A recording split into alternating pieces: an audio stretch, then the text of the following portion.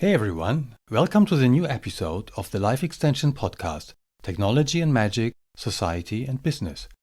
Will machines become only intelligent or also conscious? This is an important question which will determine how humans are going to live together with technology and if humans will be able to extend humanness into technology. Listen to this episode if you are interested in what scientists and philosophers have to say about consciousness and what that tells us about artificial intelligence. We will discuss if consciousness is an illusion or the result from computational power or brain circuitry. This will lead us to questions of the nature of reality, social relevance of consciousness, as well as morality and motivational inner drives of AI. Never grow old and die. We'll be happy forever. Never say goodbye for eternity.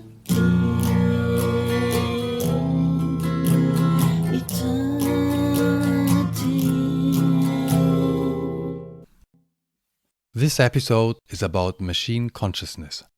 One of the most fundamental ideas in transhumanist and post-human thought is that humans will dramatically extend their lifespans, first through advances in biomedicine, and afterwards by gradually moving life from the biological to a synthetic platform. This second step requires answering the fundamental question if machines could become conscious. Otherwise, how could human selves ever emerge from artificial systems? There is a difference between intelligence and consciousness. While there is hardly any doubt left that an artificial general intelligence, meaning an AI with the same intelligence as a human, will be possible in time, it is still controversial if intelligent AI can also be conscious of itself. The famous Turing test stipulates that a system has human intelligence when it is possible to communicate with it through a closed door without being able to recognize if it is a computer or a human. However, the Turing test is not able to test if that system has a conscious self or is just a zombie. Let's start to quickly review what scientists and philosophers think of consciousness in general. The whole discussion about consciousness became a hot topic during the 1980s and 90s due to the development in computer technology. Researchers of AI like Melvin Minsky already wrote at that time that computers will certainly be able to develop conscious selves. He further claimed that robots will ultimately rule the world, and that we should consider them as part of the human evolution. Minsky is very much a precursor of contemporary transhumanist thinking. For Dennett, a philosopher, the conscious self is an illusion, and we are all complex zombies. Mind is a function of the brain, which is wired in a highly complex way as a result of neuronal networks having evolved over millions of years. Consciousness is just a user illusion, similar to the screen of a computer, which makes us believe that we are in charge, although all the computation is done behind the screen. Susan Blackmore, a psychologist and researcher of consciousness, claims that consciousness is an illusion created by memes to propagate their own replication. While according to Richard Dawkins' book The Selfish Gene, genes are the beneficiaries and drivers of the first evolutionary process of all organisms, memes as cultural units are beneficiaries and drivers of our large brains. This line of thought has been critiqued by philosopher Thomas Nagel. For him, consciousness can be completely described by physical processes in the body. Consciousness is real, but only subjectively. In Nagel's thought experiment, third-party observers can imagine to be a bat by taking its point of view, but can never really know how it's like to be a bat due to a different brain circuitry. Bernard Baars, a cognitive psychologist, is the originator of the global workplace theory. He sees consciousness happening in a sort of workplace, an analogy to the short-term working memory of a computer. Perceptions streaming through the workplace become conscious when they spill over globally to other brain areas and cognitive subsystems. The global workspace theory is therefore mainly dependent on a specific architectural feature of the brain. Neuroscientist Christoph Koch and computer scientist Giulio Tononi, on the other hand, are promoting the integrated information theory. It says that any system will experience consciousness under the condition that it has sufficient cause-effect relationships built into its circuitry and that it is sufficiently integrated and complex. This theory differs from the global workplace theory as it claims that consciousness cannot be computed or simulated. Instead, it must be built into the structure of the system. According to Daniel Koch, two systems with the same input-output operations could not be distinguished from each other by an outside observer, although one of them is conscious and the other one an intelligent zombie. The difference is that the conscious system has causal powers built in, and the zombie is more or less wired to produce its output in predictable ways.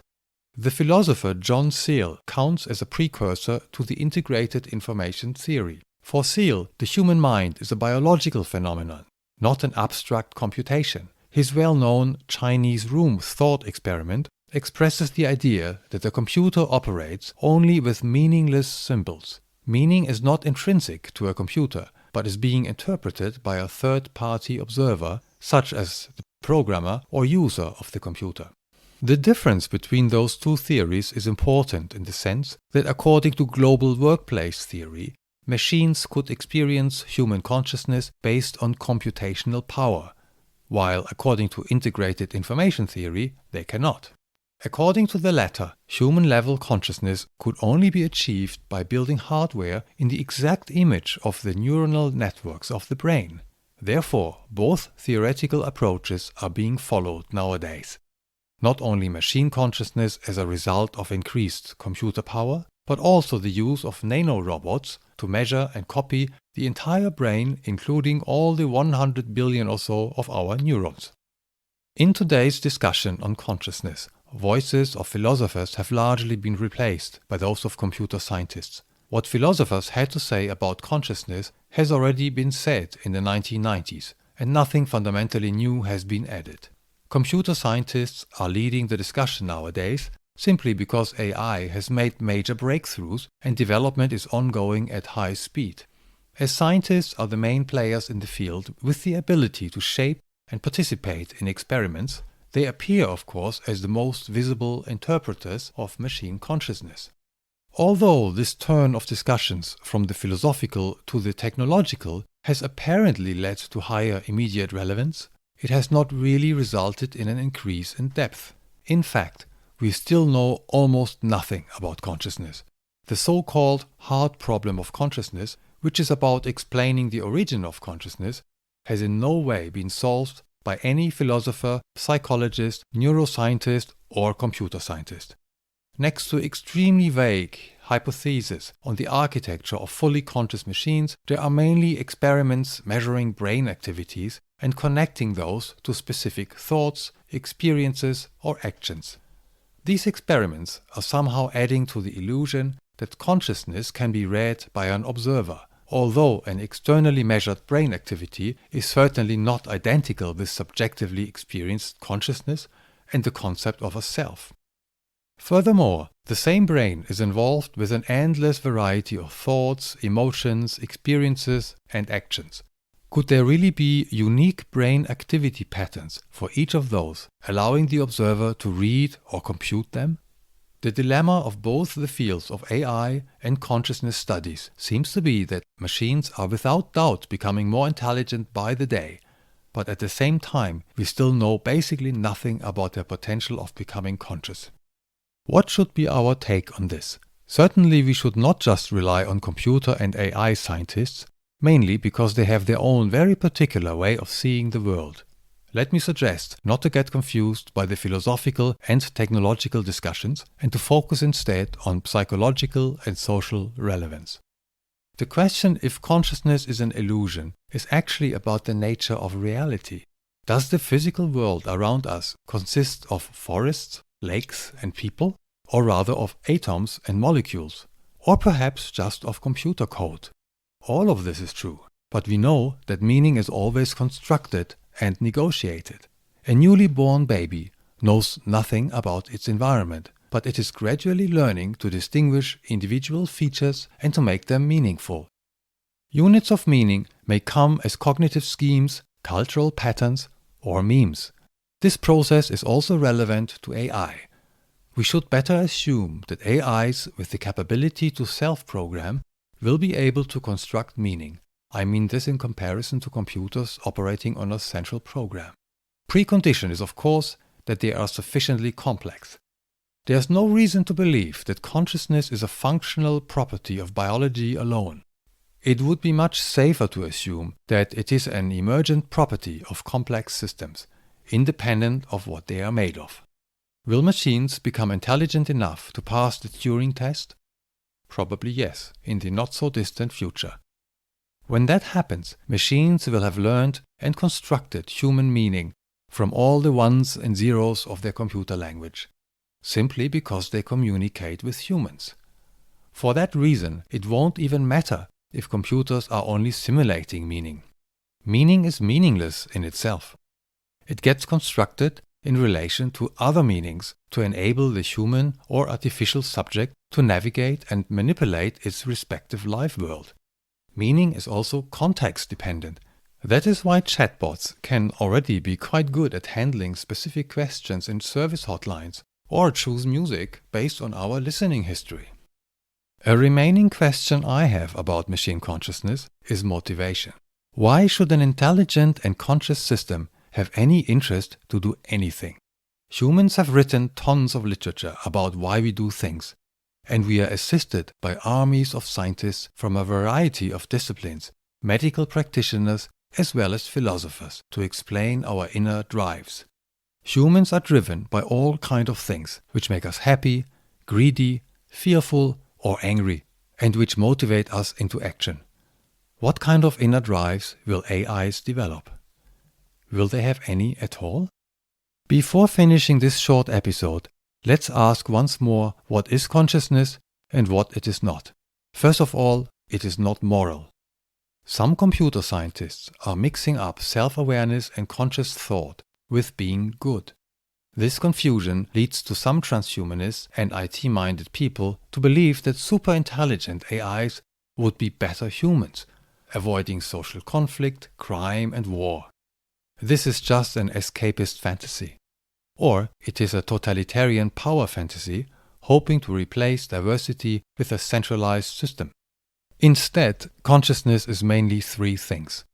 First, it is a function of intelligent systems to observe themselves, build relationships with other intelligent systems, and to navigate and manipulate their shared social worlds. Second, it is an illusion in the sense that it is constructed as only one particular way of seeing the world. Third, it is subjective, as an observer can never understand or rebuild the consciousness of another subject. However, illusion and subjectivity are just not relevant in a social world. Through social negotiation of meaning, the existence of consciousness is becoming a social convention. As a result, the entire question of consciousness will never be solved by philosophers and AI engineers, but will be absorbed instead by social relations. In the moment that a robot starts to act and communicate in a social context, the question of its consciousness will disappear. We will just assume it is conscious, same as we assume that we are. In the future, the technical question of what consciousness is will be replaced by the most important social question of humanity: how to live with robots and other machines. This question is similar to other questions in the past, such as how white people live with black people, rich people with poor people, men with women, or humans with animals, and it may be answered in similar ways. We need to be prepared for conflict. Thanks everyone for listening. I hope you have enjoyed this episode of the Life Extension Podcast, Technology and Magic, Society and Business. Episodes of this podcast will remain intense but short. So if this subject interests you, just subscribe to this channel. Episodes will be posted once per week. Bye bye.